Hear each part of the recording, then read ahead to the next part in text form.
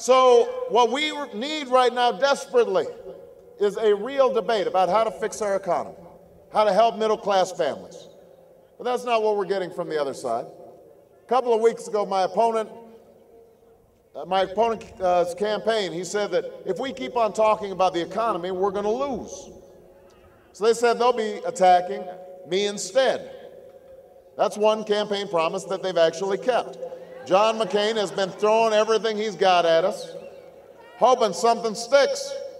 He's even called me a socialist for suggesting that we should give tax cuts to you, middle-class families, instead of just to the wealthy and the corporations. But the other day, he took it to a whole new level. He said that it was actually me who was like George Bush. You can't make that stuff up. And what may be the strangest twist of a strange general election campaign, Senator McCain said that I would somehow continue the Bush economic policies, despite the fact that I've opposed them even before I got to the United States Senate.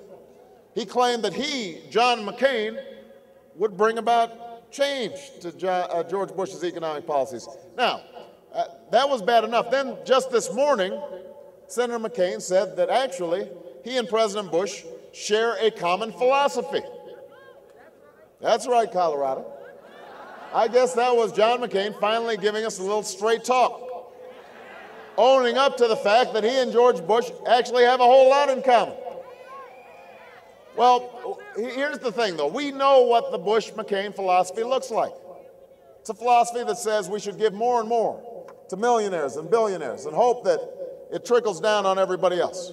It's a philosophy that gives tax breaks to wealthy CEOs and the corporations that ship jobs overseas while hundreds of thousands of jobs are disappearing here at home.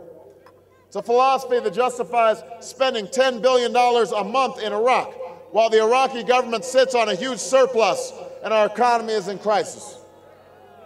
For 8 years, we've seen the Bush-McCain philosophy put our country on the wrong track. We can't have another 4 years that look just like the last 8.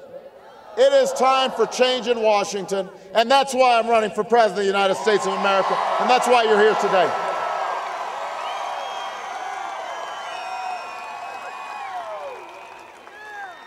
We know that the economic crisis that hit Wall Street has been hurting middle-class families on Main Street for years.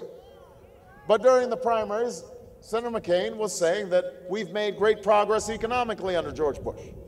Just last month, he was still arguing that the fundamentals of our economy are strong. We know that we have to get spending under control in Washington so that we're not mortgaging our children's future under a mountain of debt. But for all of Senator McCain's tough talk on spending, he voted for 4 out of the 5 Bush budgets that let things get totally out of control. That's not change. We know that it's time for new ideas and new leadership in the White House. But Senator McCain voted with President Bush 90% of the time over the last 8 years.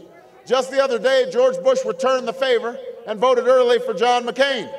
Well, Colorado, George Bush isn't the only one who gets to vote early. You can vote early too, and you can finally put an end to the Bush-McCain philosophy. You can vote for a new direction for our country. You can vote for change. That's what this election's about.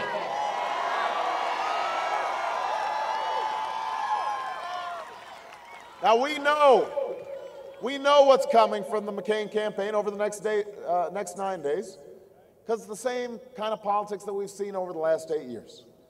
It's a politics that's more about tearing your opponent down than lifting the country up. Well, listen, I can take 9 more days of John McCain's attacks, but the American people can't take 4 more years of the same failed policies, the same failed politics. We're not going to let George Bush pass the torch to John McCain, and that's why I'm running for President of the United States, and that's why you're here today.